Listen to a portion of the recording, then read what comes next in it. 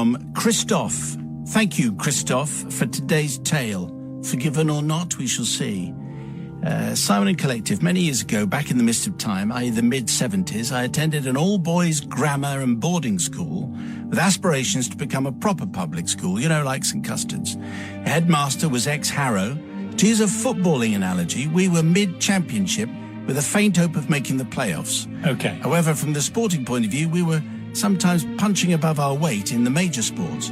Rugby, hockey and cricket, that kind of thing. And my year were pretty good at most of them. Occasionally there were athletics matches against other local schools, and one in particular is the subject of my confession.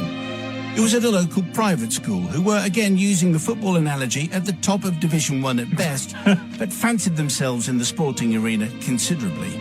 I was pretty decent at most sports, but seemed to be rather good at throwing the discus. In fact, I held the school record at the time. Anyway, I was selected to throw for the school for this meeting. Once our competition got underway, it was my turn to throw quite early on. And of course, one didn't practice or anything as demeaning as that. Yeah.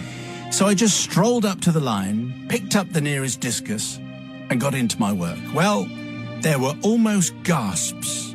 The distance I managed, over 54 meters, in fact, which was pretty good for a 17-year-old boy at the time. Just to give some kind of context, I think the world record is like 74 meters. Wow, like that, so okay. I've done pretty good. Okay.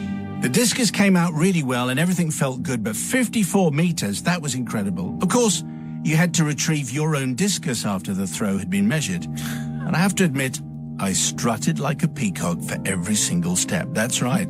54 meters. Hello, everyone. Yes. Swagger, swagger. It is good, isn't it? Yeah. Swagger, swagger, preen. I mean, I know I'm good, but 54 meters. Yeah. Swagger, swagger, preen, saunter, and grandstand. However, between us, Father Simon, as I bent down and picked the discus up, I noticed something wasn't quite right. It felt rather light. My recollection is that the senior boy's discus was 2 kg, but as I walked back towards the throng that had amassed to witness this amazing throw, I noticed this one was only 1.5. A junior discus. Oh, that'll be why. Now, I had two choices, of course, and obviously I chose the easy one and said nothing and continued to bask in the glory of that magnificent throw and dropped the offending projectile in amongst all the others so no one would know.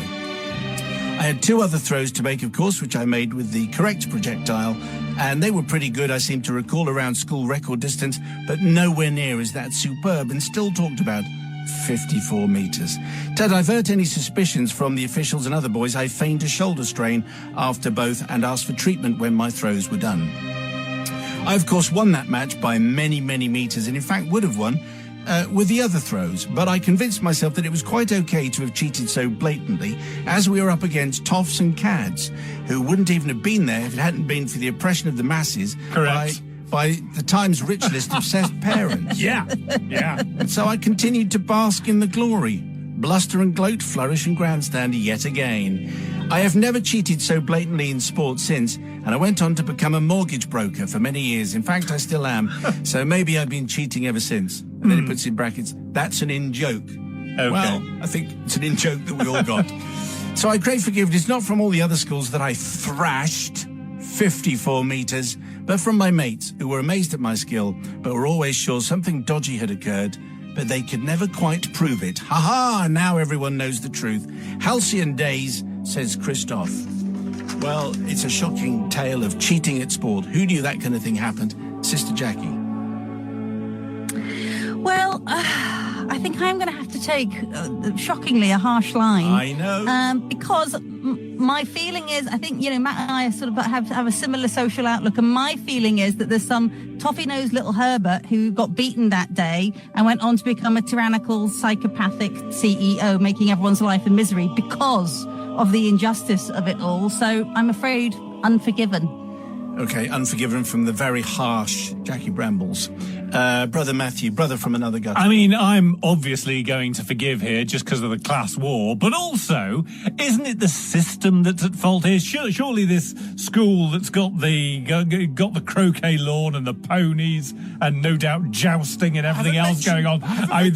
Well, my guess is they did. If they've got all of that and you haven't got someone who's in charge of looking after the discus and making sure it's the right weight, then what kind of school are you? And didn't they teach you that at Eton? Thought not. So for that reason, I'm going to forgive. So for no reason at all other Correct. than class war. Class war.